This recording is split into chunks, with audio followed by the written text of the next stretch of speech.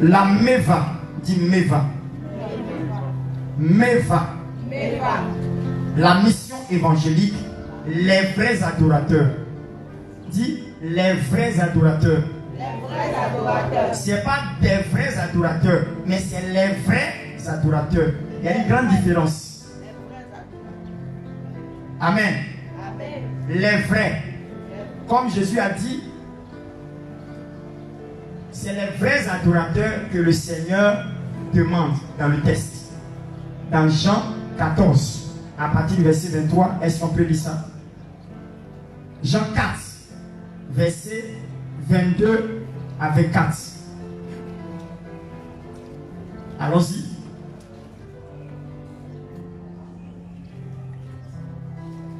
Le thème c'est « Nous sommes les adorateurs ». Nous sommes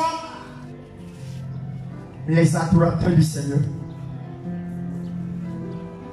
Nous sommes les adorateurs du Seigneur.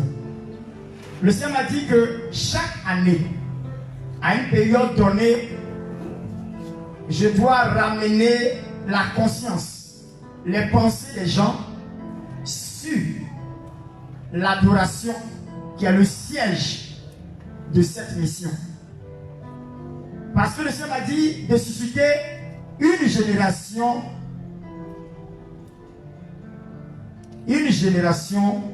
des vrais adorateurs. Alléluia. Amen. Une génération des vrais adorateurs. Alléluia. Qui adore Dieu en esprit et en vérité. Une génération de fait. Cette génération, les vrais adorateurs. De fait de cette génération, les vrais adorateurs. Alléluia. On va lire. C'est le verset phare de l'œuvre que j'ai bâtie. Que l'œuvre que nous sommes en train de bâtir. C'est sur ça que le Seigneur m'a montré. Il m'a dit, la mission que tu as s'appellera la Meva. Mission évangélique. Les vrais adorateurs. Allons-y. Jean chapitre 4, verset 22. Vous adorez ce que vous ne connaissez pas. Vous adorez ce que vous ne connaissez pas. Nous adorons ce que nous connaissons. Nous adorons ce que nous connaissons. Car le salut vient des Juifs. Car le salut vient des Juifs. Mais l'heure vient. Jésus est en train de parler aux gens. Il dit, mais l'heure vient. Et elle est déjà venue. Il dit, cette heure est déjà là. Où les vrais adorateurs. Est-ce qu'il a dit où des vrais adorateurs? Où les vrais adorateurs adoreront le Père en esprit et en vérité. Les vrais adorateurs adoreront le Père en esprit et en vérité.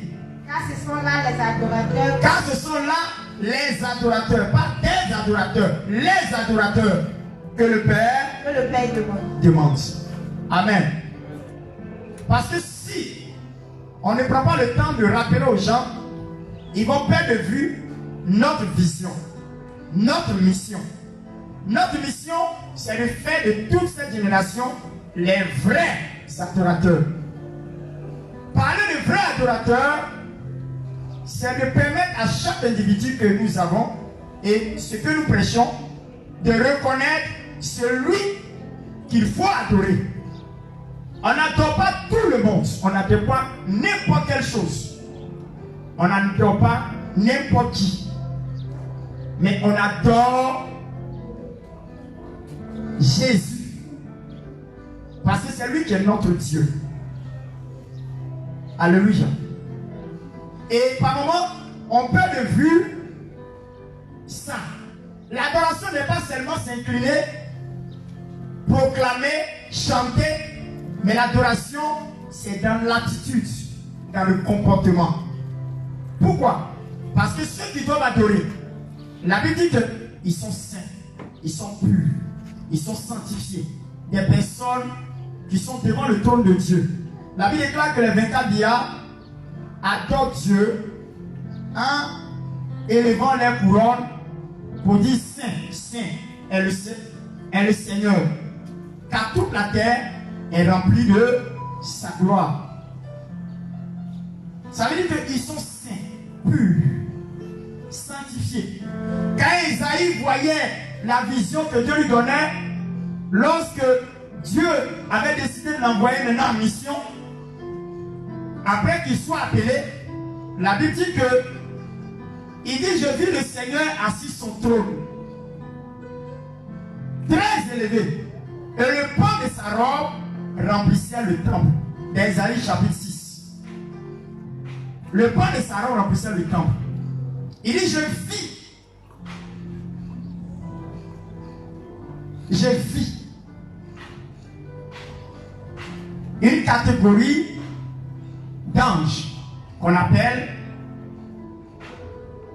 les séraphins. Amen. Quand tu es en train de prier et puis tu vois les séraphins, il dit que les séraphins ont 6 ailes. 2 ailes qui leur permettent de fermer la face, parce qu'ils ne sont pas dignes de voir celui qui est devant le trône, parce qu'il est trop glorieux, il est trop magnifique, il est trop puissant, on ne peut pas le regarder en face. Amen. Amen. Amen. Amen. Amen. Moïse a quitté la montagne. En revenant, les gens n'ont pas pu regarder son visage. En plus forte raison, celui qui est parti voir et qui a permis de transporter cette lumière dans son visage. Amen. Amen. Amen. Voyez. Donc 2 ailes les fermaient la face, 2 ailes leur couvraient le pied et 2 ailes leur permettaient de s'envoler. Voilà comment ils étaient représentés. Quand on parle de séraphins, on parle de séraph. En hébreu, ça dit feu. Feu. Ce sont les anges. On fait allusion de feu. Pourquoi feu? Parce que ce sont les anges de sainteté. Quand ils parlent de séraphins, ils sont là pour la sainteté. Dites sainteté. Sainteté.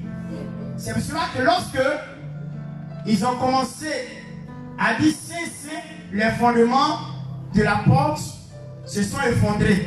Et la Bible déclare qu'il y a eu une fumée. Une fumée dans l'endroit. Quand on parle de fumée, on parle de quoi? De feu. Et c'est pour cela qu'il a dit, comme Esaïe s'est retourné d'un endroit, il a dit, je suis au milieu d'un peuple dont les lèvres sont impures. Il dit, il est au milieu d'un peuple dont les lèvres sont impures. J'ai vu le Seigneur. Le Seigneur dit qu'il va ôter son péché. Et il envoie un ange qui est parti sur un endroit. Il a pêché une braise. Il a touché ses lèvres et son péché a été expié. Est-ce qu'on peut lire ça? Ésaïe chapitre 6. Vous allez comprendre où ils sont en train de vous amener. Allons-y. Chapitre 6, verset 1. Ésaïe chapitre 6, verset 1. Ésaïe chapitre 6, verset 1. Écoutez bien. L'année de la mort du roi Osias. L'année de la mort du roi Osias. Je vis le Seigneur assis sur un trône très élevé. Il vit le Seigneur assis sur un trône très élevé. Et les pans de sa robe remplissaient le temple. Et les pans de sa robe remplissaient le temple. Les séraphins se tenaient au-dessus de lui. Les séraphins se tenaient au-dessus de lui. C'est-à-dire au-dessus de notre Dieu. Les séraphins. Séraphins. Allons-y. Ils avaient chacun 6 ailes. Ils avaient chacun 6 ailes. 2 dont ils se couvraient la face. 2 dont ils se couvraient la face. 2 dont ils se couvraient les pieds. 2 dont ils se couvraient les pieds. Et 2 dont ils se servaient pour voler. Pour voler. Au verset 3. Ok. Ils criaient l'un à l'autre. Ils criaient l'un à l'autre. En disant. Saint. Saint. Saint. Saint. Saint. Saint. Est l'Éternel des armées. Est l'Éternel des armées. Toute la terre est remplie de sa gloire. Toute la terre est remplie de sa gloire. Les portes furent ébranlées. Les portes furent ébranlées. Dans leur fondements. Dans les fondements. Par la voix qui retentissait. Par la voix qui retentissait. C'est-à-dire les anges sont en train de dire, cette voix était tellement puissante que les fondements des portes se sont effondrés. Allons-y. Et la maison se remplit de fumée. Et la maison se remplit de fumée. Il vous a dit, il y a eu ensuite fumée qui montre un peu que c'est question de feu, dit feu. En réalité, c'est le feu qui purifie. Qui sait ça au moins? Le feu purifie. C'est pour cela qu'avant que le Saint-Esprit ne vienne dans la vie de quelqu'un, Dieu envoie d'abord le feu. C'est quoi les disciples? Ils étaient obligés d'avoir des feux sur les têtes. C'est un symbole pour dire il faudrait que tout ce qui n'est pas de Dieu, tout le comportement de Pierre, avant la Pentecôte, il a régné Jésus. Tous les petits soubresauts qui sont encore dans le caractère, dans le comportement, le Seigneur envoie le feu d'abord pour consumer. C'est ce qu'on appelait le baptême du feu. Le baptême du feu vient pour consumer, pour enlever tout ce qui n'est pas la gloire de Dieu, pour consumer tout ce qui est de l'ennemi. Le feu vient pour consumer. Et quand il vient consumer, il rend pur l'endroit. Et quand il rend pur l'endroit, le Saint-Esprit a la possibilité de venir s'asseoir. Le Saint-Esprit s'assoit, il est tranquille, il n'y a pas de saleté, il n'y a pas de conneries. À partir de là, il conduit. Voilà. Comment le Seigneur. Voyez. Donc, dans cet endroit, quand tu entends Séraphin, dis-toi qu'ils sont venus pour la purification de la sainteté. Allons-y. Au verset 7. Alors je dis, malheur à moi. Il dit malheur à moi. Je suis perdu. Je suis perdu. Car je suis un homme dont les lèvres sont impures. Je suis un homme dont les lèvres sont impures. J'habite au milieu d'un peuple dont les lèvres sont impures. J'habite au milieu d'un peuple dont les lèvres sont impures. Et mes yeux ont vu le roi. Il dit mes yeux ont vu qui? Le roi. Le roi. Ses yeux ont vu le roi. Donc lui s'est dit qu'il était pécheur. Il ne peut pas voir le roi. Sachant qu'il est souillé. Il a le péché. Vous voyez? Un vrai adorateur, c'est celui qui reconnaît son état de pécheur. Son état de péché. Il sait qu'il n'est pas bien. Avant d'aller dans la présence de Dieu, il fait tout pour se dépouiller du péché. Il se répand pour que Dieu enlève son iniquité. Écoutez bien. L'Éternel des armées. Mais l'un des séraphins vola vers moi. L'un des séraphins vola vers lui. Tenant à la main une pierre ardente. Tenant dans sa main une pierre ardente. Il avait pris sur l'autel avec des pincettes. Il a pris sur l'autel avec des pincettes une pierre ardente. Quand on parle d'une pierre ardente, c'est quelque chose brûlant. C'est comme du feu. Ardente. Ça brûle, c'est fort. Ça brûle. Il a tenu ça sur l'autel. Quel autel? L'autel du Seigneur. Là où on fait les sacrifices. C'est sur l'autel qu'on fait les sacrifices. Et quand on parle des sacrifices, on fait les sacrifices, c'est qu'il y a du feu là-bas. Ça veut dire que la pierre ardente, c'est comme une braise. Une braise de feu. On dit la tenue avec les pincettes. C'est comme deux baguettes qui tiennent une braise. Et puis il prend. Et puis qu'est-ce qu'il fait? Allons-y. Il en toucha ma bouche. Il toucha la bouche d'Ésaü. Et puis qu'est-ce qui s'est passé? Et dit. Ceci a touché tes lèvres. Ceci a touché tes lèvres. Ton iniquité est enlevée. Ton iniquité est enlevée. Et ton péché est expié. Ton péché est expié. On va acclamer le Seigneur. Vous voyez? Les gens pensent que l'adoration, c'est seulement chanter. C'est seulement louer. C'est seulement dire, Seigneur, il n'y a point de Dieu comme toi. Il n'y a point de Dieu comme toi. Tu es le seul. Tu es l'alpha et l'oméga. Ça, ce sont des paroles. Mais le canal qui prononce ces paroles, s'il n'est pas pur, ce n'est pas une adoration. Si le canal n'est pas disposé, ce n'est pas une adoration. Si ce canal-là n'est pas sanctifié, ce n'est pas une adoration. C'est pour cela que Esaïe s'est trouvé piégé. Il dit non, je vis le Seigneur. Je vous parle de vision.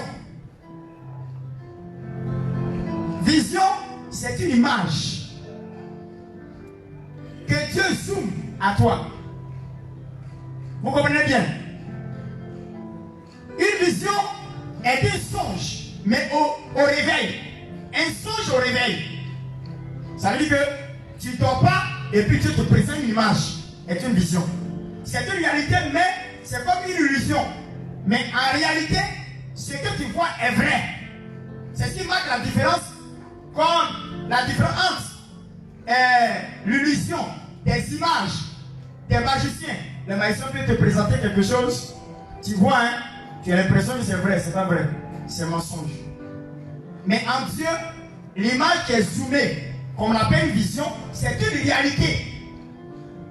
Mais on ne peut pas le palper. Dis, on ne peut pas palper. On ne peut pas palper. Parce que c'est une vision, c'est une image qu'on zoome et puis on te présente. C'est une réalité. Malgré ça, dans cette réalité, il peut avoir des impacts sur ta personne. Pourquoi? Parce que c'est lui qui est le faiseur de la vision. Tu peux avoir une vision où Dieu est en train de te toucher et puis en réalité tu vois que Dieu te touche. Mais toi tu ne peux pas aller toucher la vision. Tu ne peux pas aller toucher à l'intérieur là-bas. De ton corps physique, tu ne peux rentrer parce que la vision est un état spirituel. C'est l'image que Dieu projette à ta personne. Amen. Amen. Amen. Voilà. Donc, ça c'est une vision qu'on lui présente. Parce que Dieu veut, en réalité, une adoration est un canal pur. Dis un canal pur.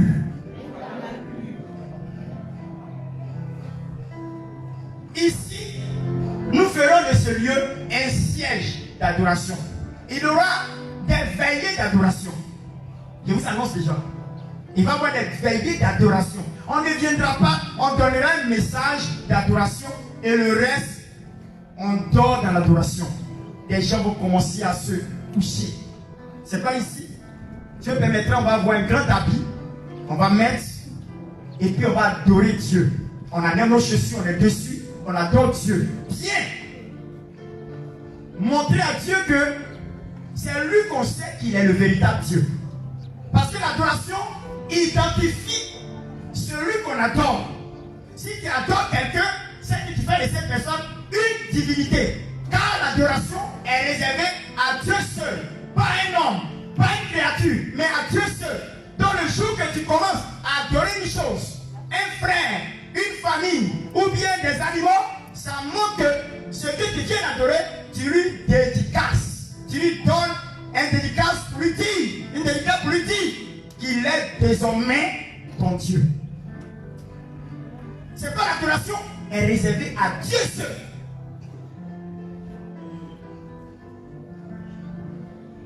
C'est quoi?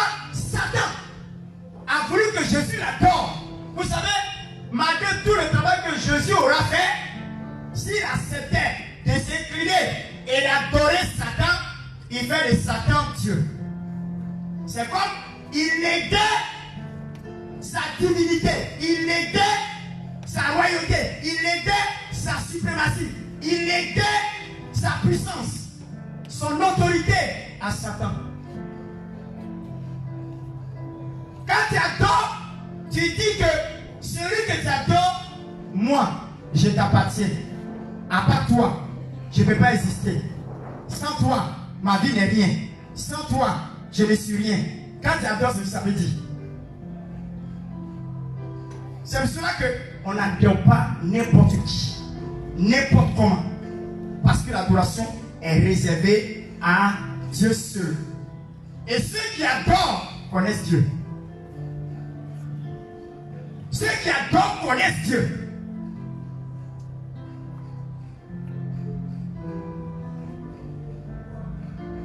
Ceux qui adorent connaissent Dieu et reconnaissent Dieu. C'est pour cela que nous sommes reconnaissants au sacrifice expiatoire à la Pâque.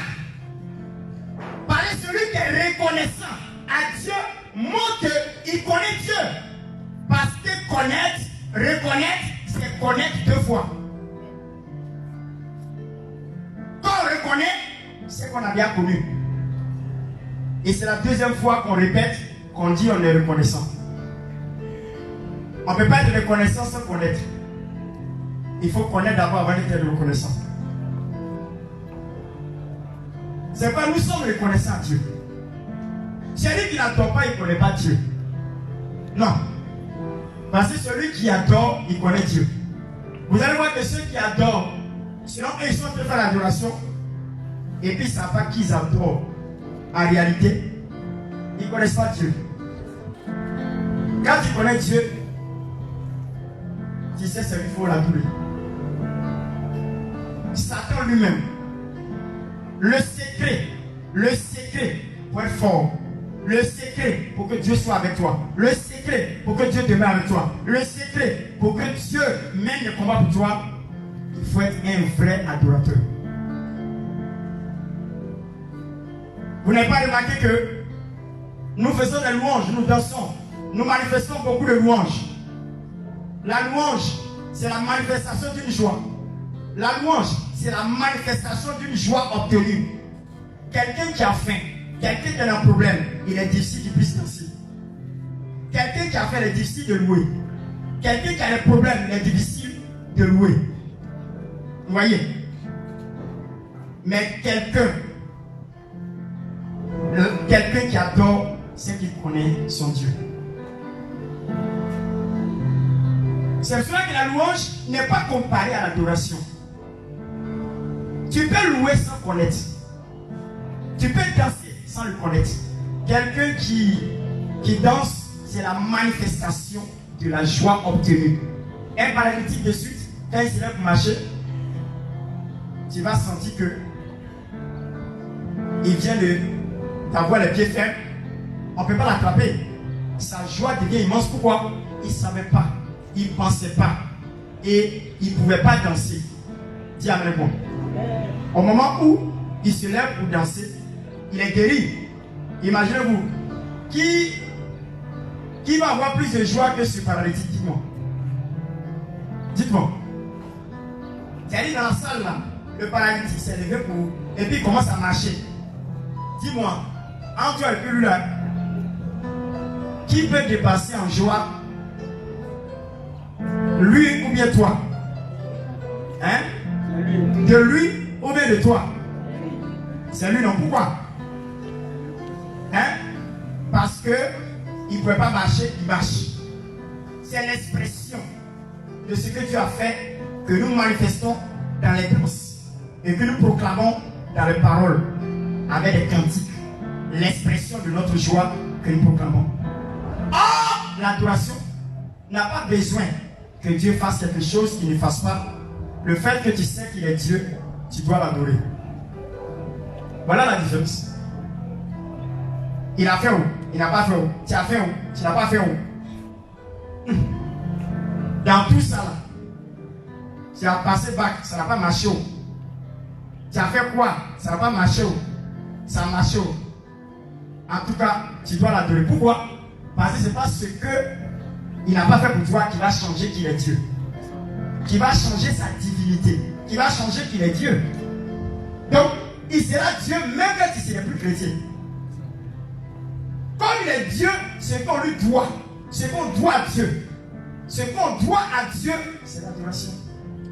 Tout ce qu'on doit à Dieu. C'est-à-dire que tu veux lui donner un cadeau, tu veux lui montrer que tu es sincère, tu es reconnaissant. Adoration. Adoration.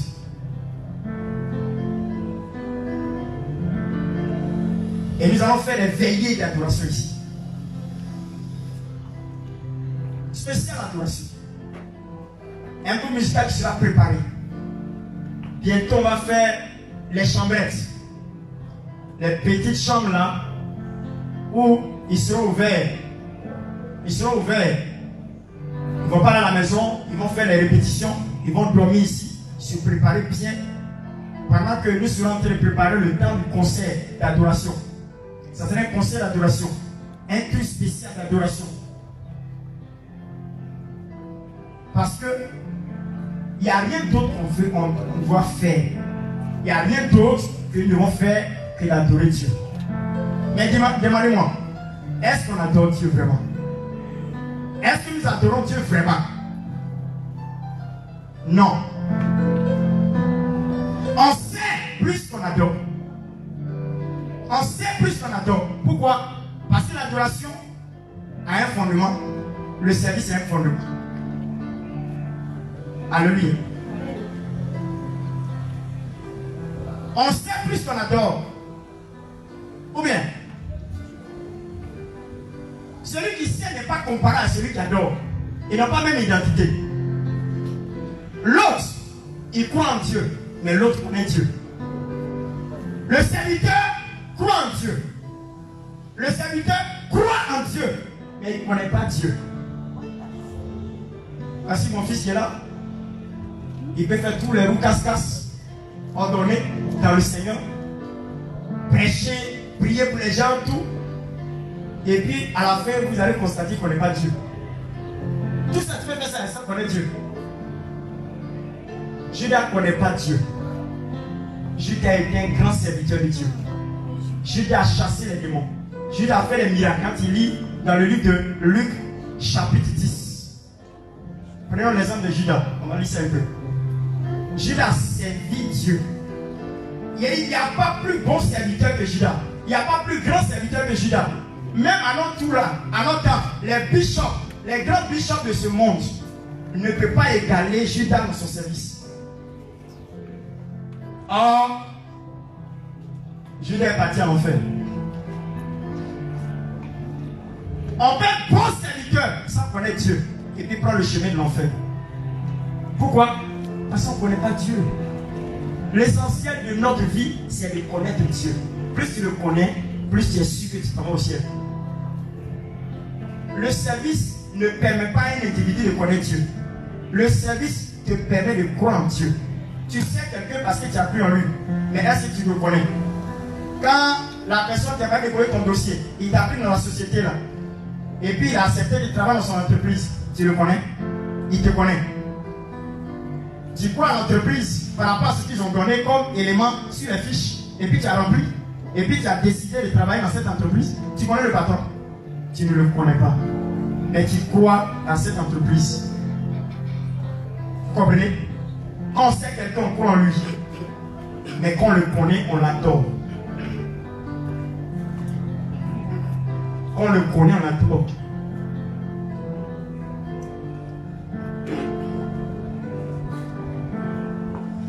On sait celui qu'on a cru, mais on adore celui qu'on connaît.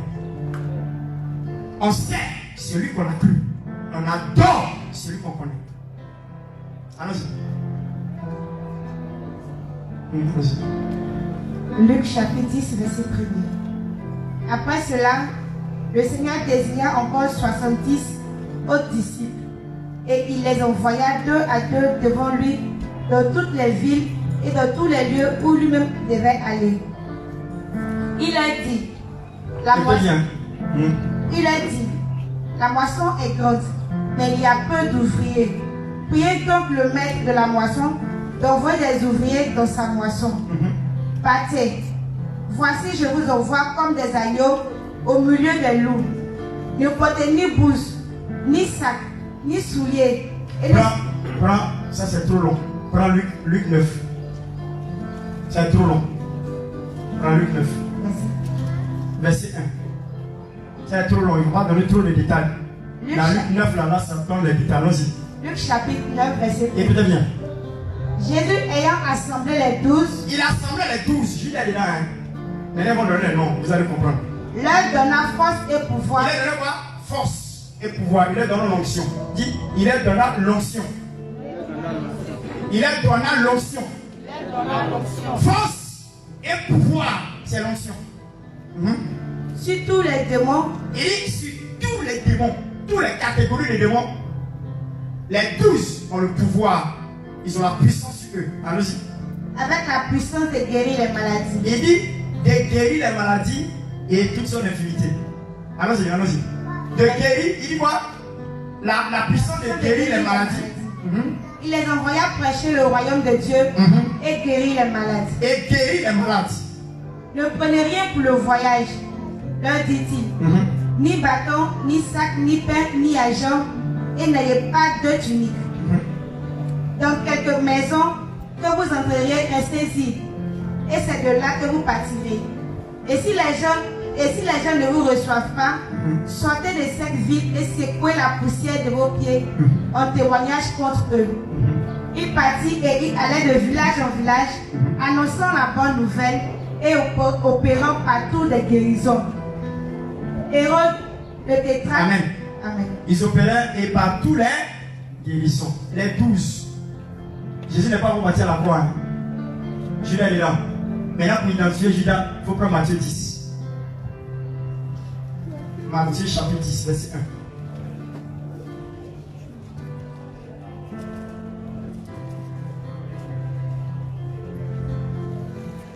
1. Matthieu chapitre 10, verset 1er. Puis ayant appelé ses 12 disciples, il leur donna le pouvoir de chasser les esprits impurs et de guérir toute maladie et toute infimité. infimité. Dis toute infimité. Citez-moi un peu les infimités. Infimité, on dit quelqu'un est infime. Selon vous, l'infimité, là, citez-moi un peu les diverses infimités.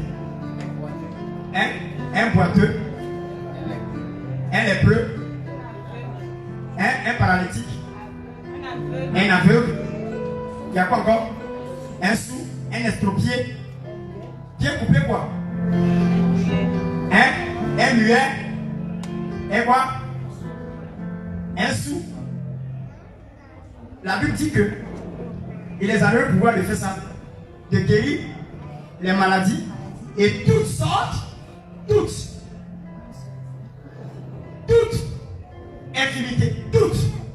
Quand on dit toutes là, ça veut dire quoi? Quand je vous demande, ça veut dire quoi? Toutes. Hein? Il n'y a pas autre infinité que ça va laisser. Mais ils vont citer les noms des 12. Allons-y. Voici les noms des 12 apôtres. Le premier, Simon appelé Pierre. Simon appelé Pierre. Simon, lui qui a régné Jésus. C'est lui qui est dedans. Allons-y. André et son frère. André et son frère.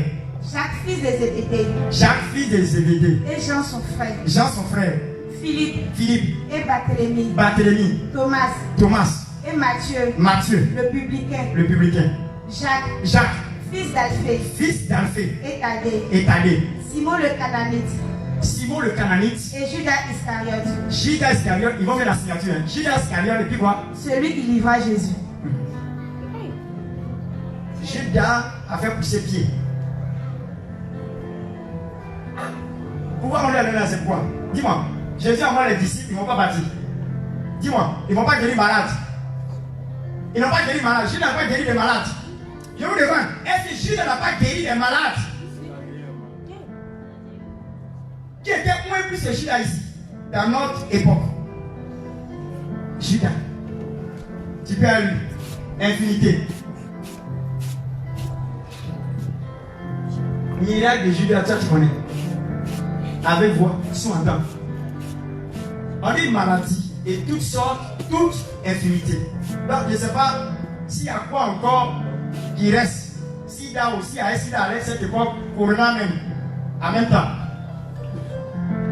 Mais on dit à la fin, celui qui tu peux servir Dieu qui est en enfer. Ça existe. Tu peux être un bon serviteur de Dieu et puis aller en enfer. Ça existe. Pourquoi? Parce que le service est pour un prix. Celui qui sert a droit à un salaire. C'est quoi la Bible dit? L'ouvrier mérite son salaire. Quand tu sais, c'est pour un prix. Dis-moi, tu travailles dans la société là, on ne te paye pas et puis tu travailles toujours. Tu es bien, hein? Tu es bien. Qui travaille dans une société puis on ne le paye pas et puis il est dedans. Et puis il est bien. Il travaille pour les gens cadeaux et puis il est bien. Il est content avec sa femme, ses enfants. Il est content, il est heureux. Il va au travail, son visage n'est pas serré. Il est content. Dis-moi, je vais le saluer et bien prier pour lui.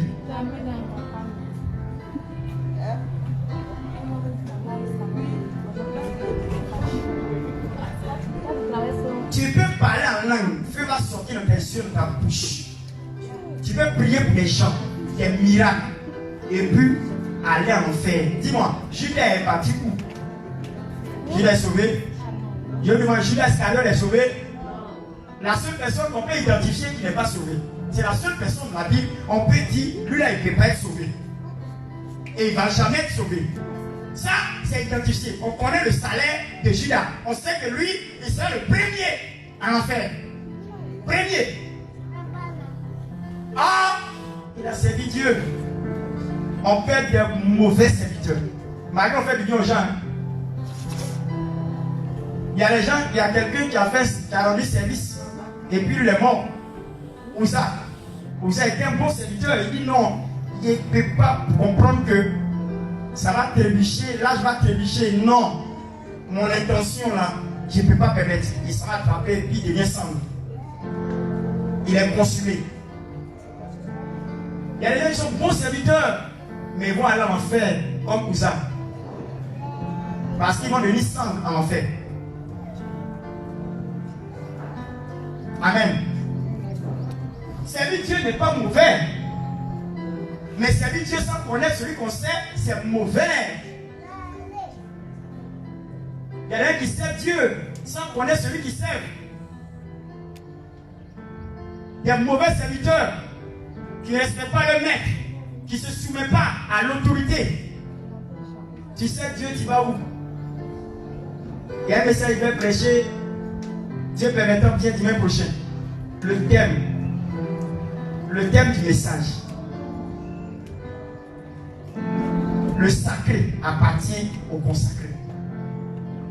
Le sacré appartient au consacré.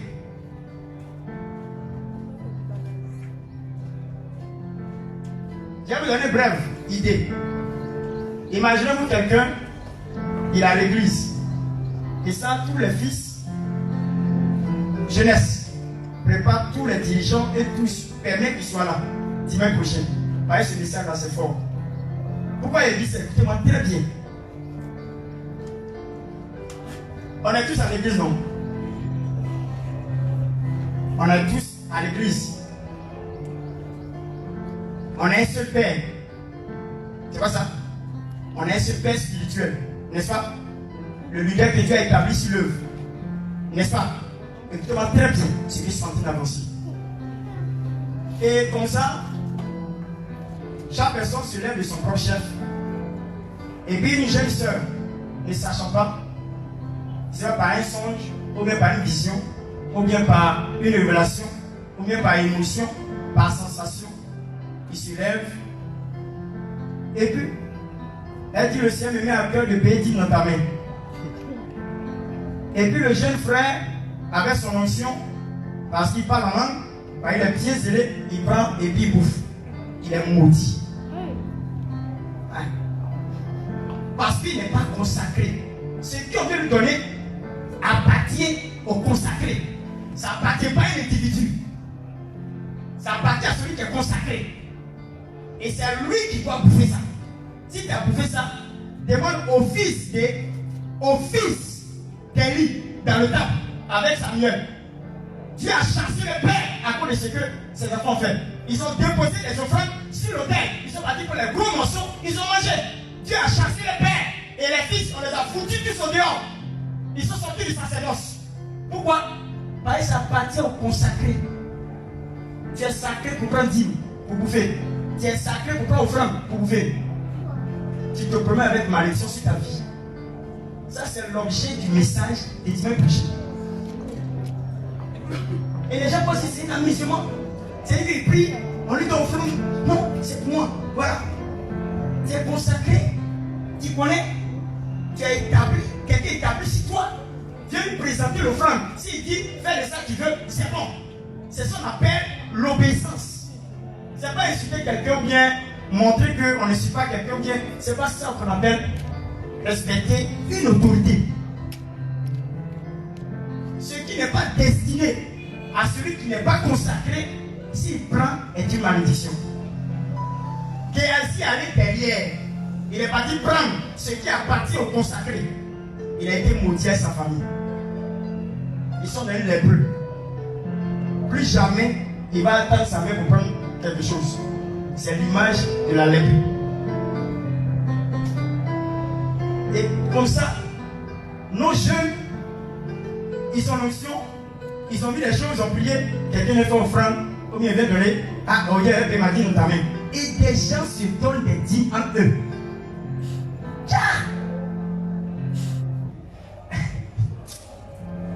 Oh, c'est moi de Dieu. Vraiment, si les gens sont pas enseignés, c'est pas pour moi. Ils vont ramasser des malédictions cadeaux. Tu as été établi devant qui? Qui t'a établi pour prendre dîme? Qui t'a établi pour prendre offrande? C'est pas mon message. Dimanche prochain. Moi, c'est cogné.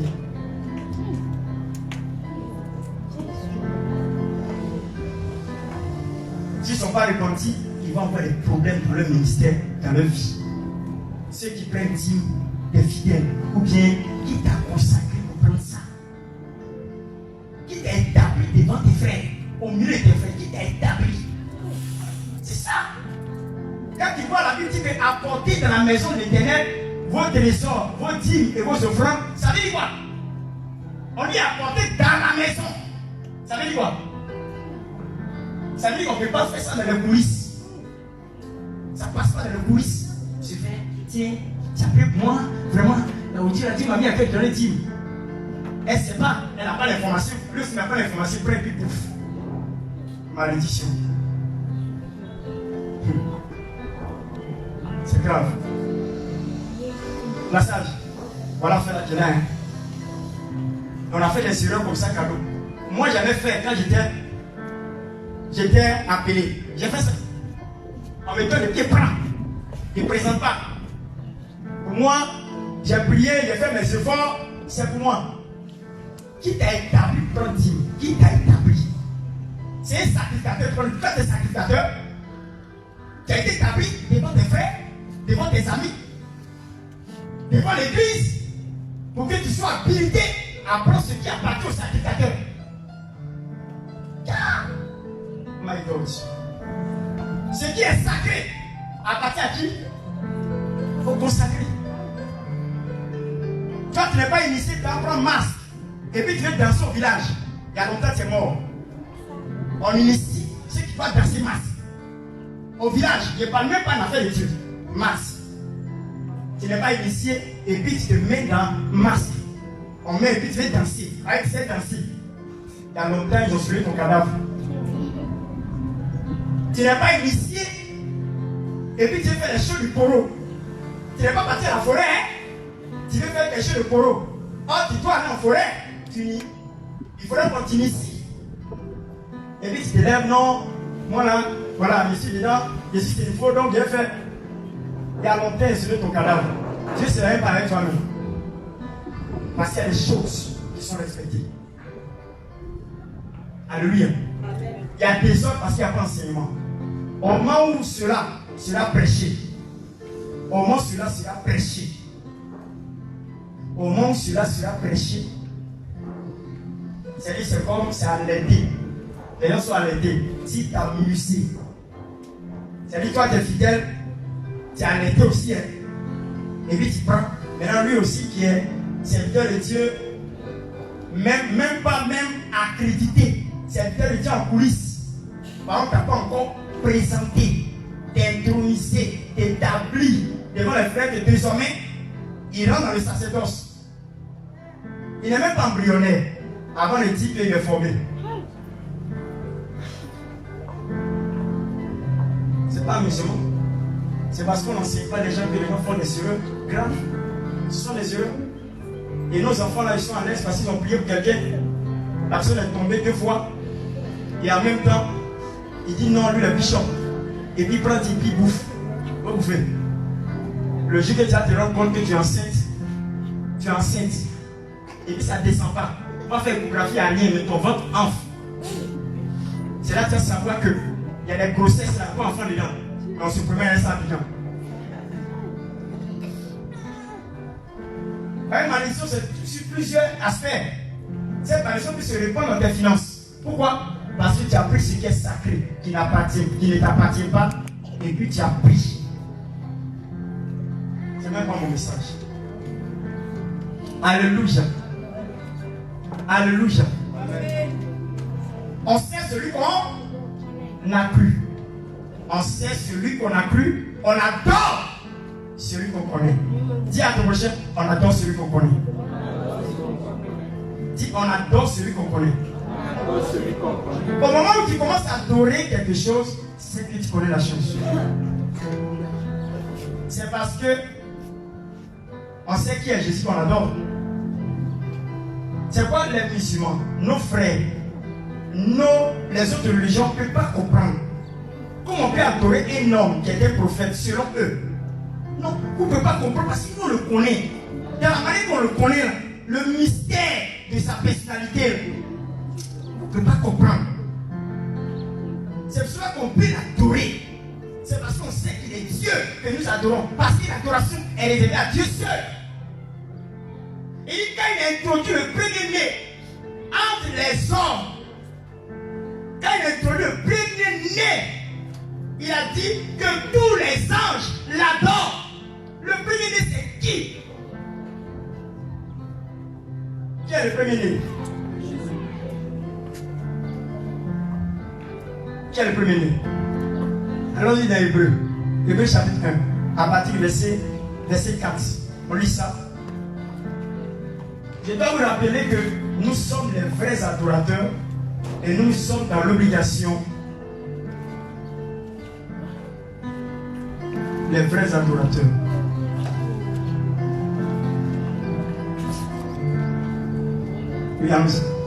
Hébreu chapitre 1er verset 4. Devenu d'autant supérieur aux anges, il a hérité d'un nom plus excellent que le leur. Car auquel des anges Dieu a-t-il jamais dit. On prend verset 3. Prends verset 2 même. Prends verset 2. Prends verset 2 bien ça. Au verset 2.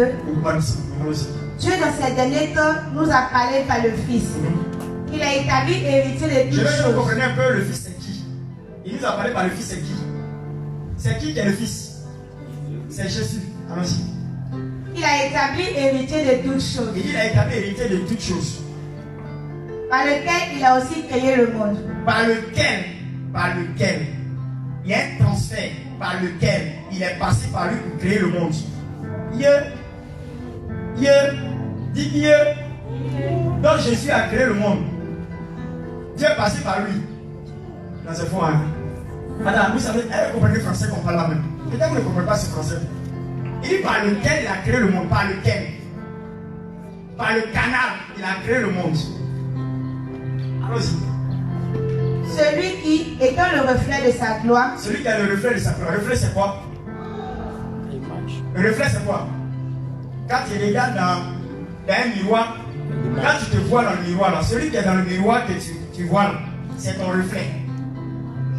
Maintenant Jésus là, quand Jésus se regarde, c'est-à-dire que quand Dieu se regarde là, il voit Jésus dans le reflet. Il est le reflet de sa gloire. Il est le reflet de sa gloire. Quand Dieu vient devant le miroir et puis se voit, il voit Jésus de l'autre côté. Mais ce Jésus dont on voit là, ce n'est pas n'importe quel Jésus, c'est la gloire. Jésus dans sa gloire, quoi. Il dit il est le reflet de sa gloire. Dieu dit Jésus est le reflet de sa gloire. Quand Dieu se voit dans toute sa gloire, c'est Jésus. C'est fort, hein? Dis c'est fort. C'est fort. Allons-y. Et l'empreinte de sa personne. L'empreinte de sa personne. Dis l'empreinte. Vous avez mis l'empreinte. Quand tu vas faire ta calendrier, on lui met des empreintes. Il n'y a pas deux empreintes. Même si il y a jumeaux, vous ressemblez comme deux gouttes d'eau. Mais chaque empreinte fait de l'individu. C'est ce qui fait qu'on peut identifier chaque individu dans ce monde à cause de leur ADN, de leur empreinte. Mais la Bible dit qu'il est l'empreinte de sa personne. Dieu là, Dieu, s'il était une personne là, quand il vient sur toi, c'est Jésus. Et comprenez bien, la personne de Dieu, personne de Dieu, Dieu personnifié, dans toute sa gloire, quand il prend, il va mettre sa calendrier, quand il met son doigt, son empreinte sur l'index, dans l'endroit où on doit mettre l'empreinte, quand les gens mettent dans la machine et puis ils arrivent à identifier, quand ça sort Jésus. Vous comprenez même? Allons-y. Et soutenant toutes choses par sa parole puissante. Allons-y. A fait la purification des péchés. et s'est assis à la droite de la majesté divine dans le lieu très haut. Au verset 4. Voilà. Devenu d'autant supérieur aux anges, il a hérité d'un nom plus excellent que le leur. Écoute bien, il a hérité un nom plus supérieur que les anges. C'est-à-dire qu'on ne peut pas le comparer aux anges. On veut lui dire qu'il n'est pas dans la catégorie angélique. C'est-à-dire si les gens pensaient que Jésus était comme un ange, à partir de ce verset, on montre qu'il n'est même pas parmi les catégories des anges. C'est-à-dire qu'il ne fait pas partie de la race angélique. Il est hors de ça. Allons-y. Car auquel des anges, Dieu a-t-il jamais dit, tu es mon fils, je t'ai engendré aujourd'hui. Et encore, je serai pour lui un père et il sera pour moi un fils. Ça veut dire que Dieu n'a jamais donné une identification quelconque, d'une attitude familiale aux anges. Les anges ne font pas partie de la famille de Dieu. Les anges sont les serviteurs de Dieu. Mais quand tu parles de fils et puis tu parles de père, il y a une relation familiale. Papa et enfant, c'est une relation familiale. Quand le papa et l'enfant décident de faire une réunion, tous les serviteurs de la maison sortent. Vous n'êtes pas invité à cette réunion parce que vous ne faites pas partie de la famille. Vous venez à mettre les membres de la famille, mais vous ne faites pas partie de la famille. Je suis en train de vous dire, les anges ne font pas partie de la famille de Dieu. Les anges que vous connaissez, ils servent Dieu, ils ne font pas partie de la famille. Pourquoi? Parce qu'ils n'ont pas une identité familiale. Nous sommes des fils.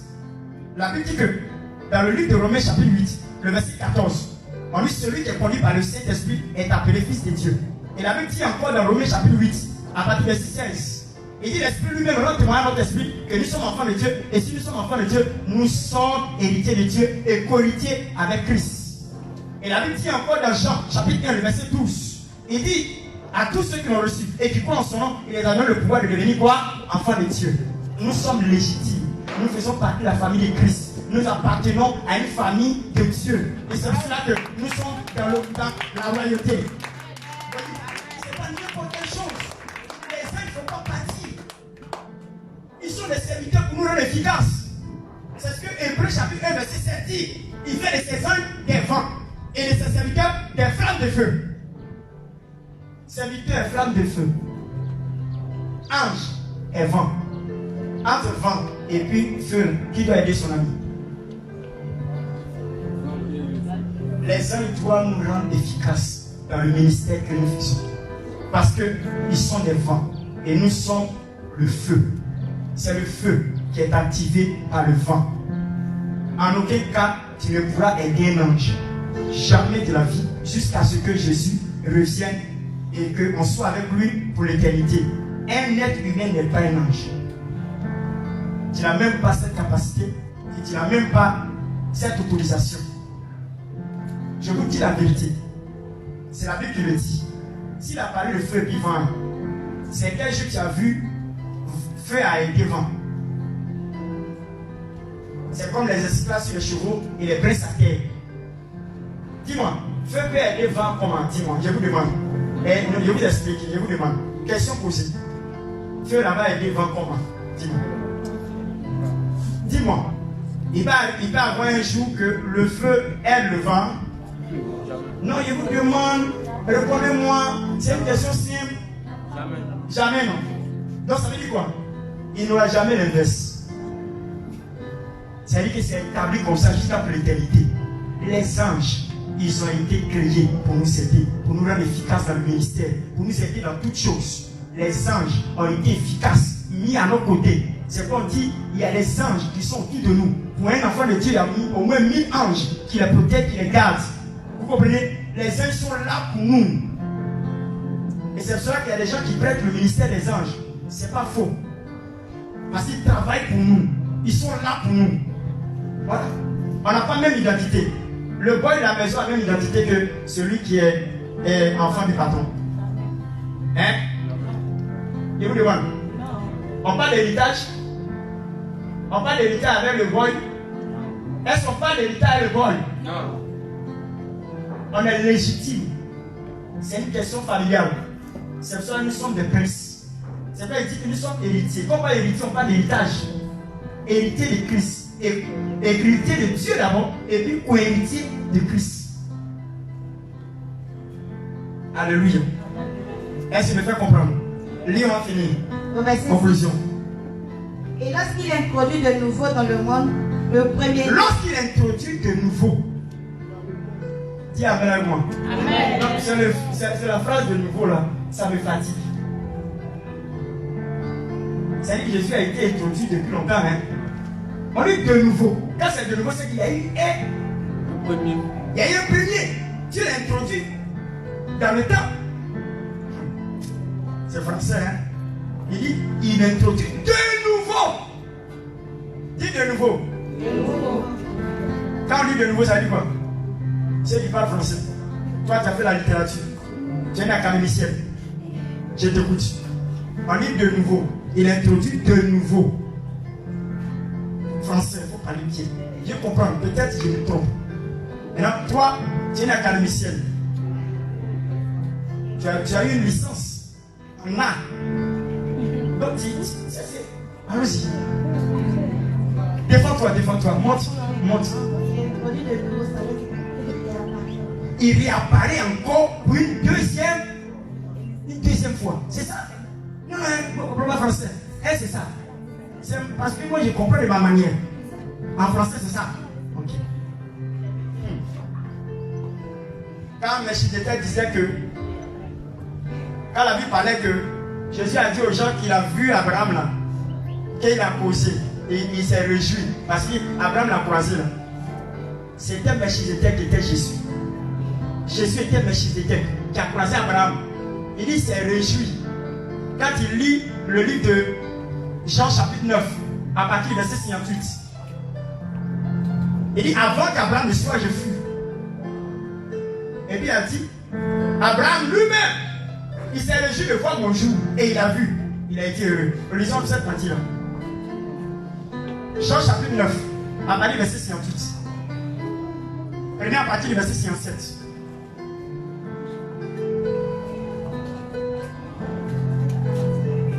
Hein?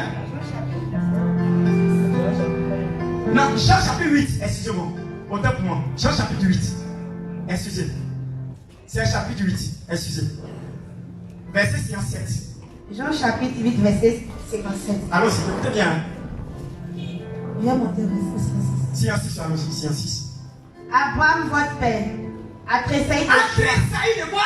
De joie. De joie, pourquoi? De ce qu'il verrait mon jour. Pour ce qu'il verrait mon jour, et puis qu'est-ce qui s'est passé? Il a vu. Il a vu et puis il a fait quoi? Il s'est réjoui. Amen. Jésus dit que Abraham a vu son jour. Il s'est réjoui parce qu'il a vu. Abraham l'a vu. C'est où ça Abraham l'a vu? C'est où ça Abraham l'a vu? Quand il a croisé Melchizedek, le roi de Salem, Jésus est apparu à Abraham ce jour-là, en prenant la 10e partie de tous les pieds d'Abraham. Parce qu'il n'a ni généalogie, ni descendant, ni mère, ni père. Tu n'as pas vu quelqu'un comme ça, qui n'a pas papa, n'a pas maman, on ne sait même pas d'où il vient, on ne connaît pas son existence. C'était l'incarnation de Dieu, c'était Jésus. C'est quoi il dit ici? Quand il introduit de nouveau. C'est de nouveau les saints que vous expliquez là.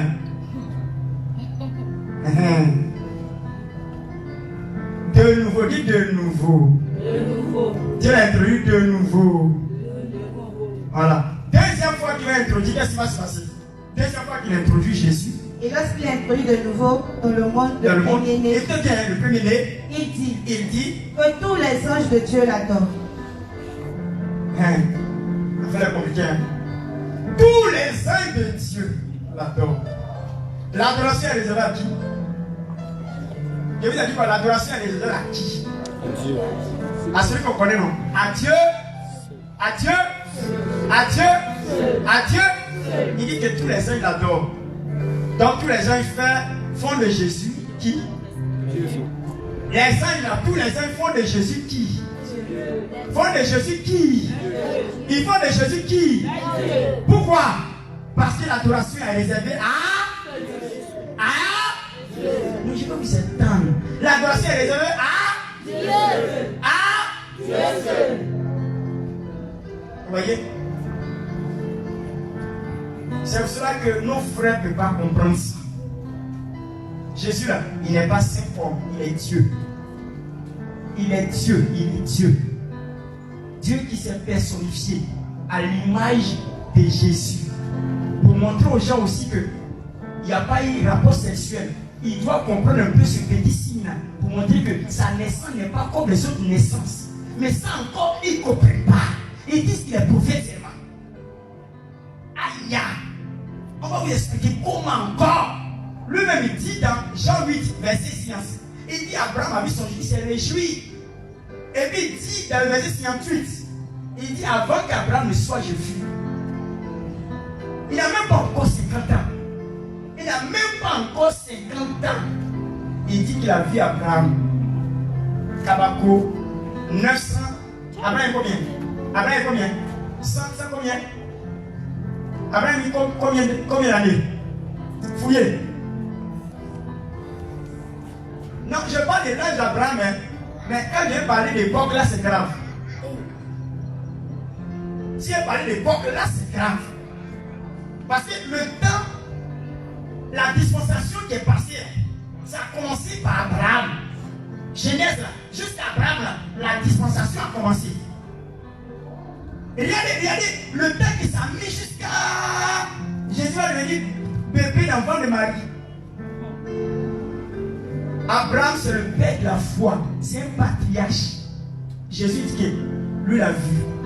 Et son arrière,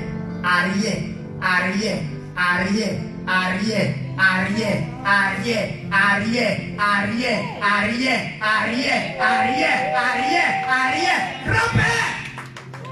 Lui il dit, il a vu sa naissance. Si c'est nous ici en Afrique, on dit c'est Terry Banani. C'est un enfant terrible. Quelqu'un qui a vu la naissance de son arrière-grand-père. C'est pas l'homme. Vous allez dire, c'est pas l'homme, c'est génie. À combien? C'est pas ce que les gens disent. Quand ça dépasse l'état humain, on dit c'est génie. C'est pas ça. Jésus là, c'est pas camarade de quelqu'un. Tu n'as pas vu quelqu'un qui se conjugue au présent? Dis-moi, tu n'as pas vu quelqu'un qui se conjugue au présent? Je suis. Et ici, vous allez, si vous demandez, Moïse demande à Dieu, quel est ton nom? Si elle m'appelle, elle dit quoi? Il faut dire que je m'appelle Je suis. Je suis vous envoyé. Comment on peut prendre nom une conjugaison pour faire nom de quelqu'un, une identité? Conjugaison. À la première personne du singulier, du verbe. Waouh! Du verbe être. Je suis. Vous savez qui je suis? Vous savez qui je suis? Hein? Il ne dit pas j'étais. Il dit je suis. Pourquoi? Si tu as besoin d'argent, je suis. Tu as besoin de foyer, je suis. Tu as besoin de guérison, je suis. Tu as besoin de travail, je suis. Tu veux voyager, je suis. Tout c'est je suis. Il est illimité. Dis, il est illimité. Il est illimité. Moi j'ai abrégé D-I-E-U. D-I-E-U, ça veut dire Dieu. Dimension illimitée des choses unies. Dimension illimitée des éléments unis. Dieu est une dimension illimitée des éléments qui sont unis. Parlant d'amour. C'est comme ça que moi j'ai donné l'appellation. D-I-E-U. Dimension illimitée des éléments unis. Amour. Uni veut dire amour. Amen. Amen. Dieu aime l'union. Dieu est une dimension illimitée. Ça veut dire qu'on ne peut pas positionner Dieu dans l'espace et dans le temps. Quand on ne peut pas positionner quelqu'un dans l'espace et le temps, on dit seulement qu'il est Dieu. On ne peut pas lui donner une forme. Si on donne une forme à Dieu, c'est grave. On met sa tête où? Si Dieu a pied, on met son pied où? C'est quoi? Il est esprit. Il n'a pas de forme. Par exemple, la forme, c'est pas ce qu'on peut vivre. Par exemple, son un pied là prend un côté de la terre. Son un pied, deuxième pied, ça prend deux côtés. C'est fini, hein? Non, les mots, hein? Sa tête. On dit le ciel, son trône. Sa tête. On met où sa tête? Il y a tout l'étendue du ciel. Sa tête doit être balèze comme ça. Il y a, mon frère, maintenant place ses narines. C'est-à-dire tous les arbres qui sont là, quand il va respirer là, ça rentre dedans comme il y a les broyeuses là. C'est-à-dire tous les fleurs, les arbres rentrent dans ses narines.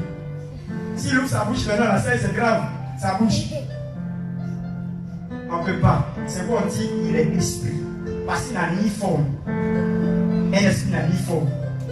Que le Seigneur bénisse. Je vous remercie.